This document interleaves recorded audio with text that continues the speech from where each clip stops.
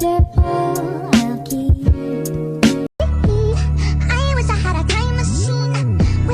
college, I knew this girl that absolutely hated me. I don't know what I did to her, but when I sat next to her, she'd look mad enough to bite me. At first, I thought it was all in my head, until I tried to join her group for a game. Join another group, we don't want you here! Well, dang. And fam, that was when I realized the power I had. With a single greeting, I could ruin her day. And from then on, I became the friendliest person in class. Then I started greeting her outside of class. But then it started to get boring. How can I take this farther? So I found out where she lived and befriended all her roommates. So after a long day of avoiding me, she could come home and I could offer her brownies. So yesterday my friends and I all went to the fair and there were 6 of us in total. And none of us wanted to have to worry about driving there and parking, so we just Ubered instead. So we left the fair around 11:15 and we walked to a nearby shopping center where the Uber picked us up about 10 minutes late. We ended up leaving at 11:30. We get in the Uber, the man says hello, and we head home the normal way. Everything's fine. And my parents don't like when I Uber, so they were tracking me on Life 360 from the moment I got in the car. After about 10 minutes in, I get a text from my mom, and it said, "Where are you?" I look up from my phone and I realize I have no idea where we are, and Ubers know their directions, they know how to take you home. We were 20 minutes out of the way. So I'm terrified. My mom's texting me nonstop, literally about to call the police. I'm gonna run out of time, but posting part 2 today. Okay, back to the Uber story.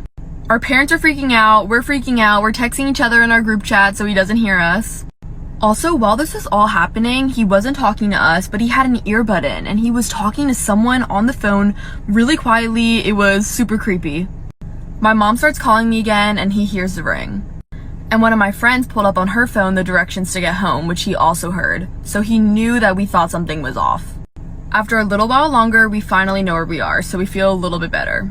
We were getting really close to the turn that goes into my friend's neighborhood, and we were thinking, if he doesn't make this turn, we're screwed. Thank goodness he makes a turn and we're back at my friend's house. But the scary thing is what if he was planning something, but since our phones were ringing and we had the GPS up, that he changed his mind? Because we were not going home. I still can't stop thinking about it. This is the one time Life 360 has come in handy. We're all safe now. Story time of how I burned down my entire house when I was 8 years old. So basically, we had so many candles in the house, I guess just because my mom was obsessed with candles. I was also obsessed with fire. So every time I seen the candle, I would put my finger in the fire. And no, it didn't hurt me whatsoever. I guess it was just amusing to me. And everybody called me a pyro. So one day I was scrolling on Musical.ly, and on like the Feature Me page, I saw something with a candle. And it was like how to make your own candle or something like that. But you had to make your own candle out of a candle. So I went into my room and I closed my door, and like the first step was melting the candle all the way. So I lit the candle and then I put a piece of paper in there. I don't know why I did, but I did. And the fire started getting so big, so I lifted the piece of paper and I threw it on my rug. And I didn't want to get in trouble for fire on the floor, so I just left my room and left it alone. And I kid you not, just a couple minutes later I hear the smoke detector going off. And my older brother screaming. I'm running out of time like for part 2. Part 2 of how I burned down my entire house at just 8 years old. So continuing on with the story, after I hear the smoke alarms going off and my brother screaming, I knew exactly what I did. And I blamed it all on my brother. And to this day, they still think it's my brother.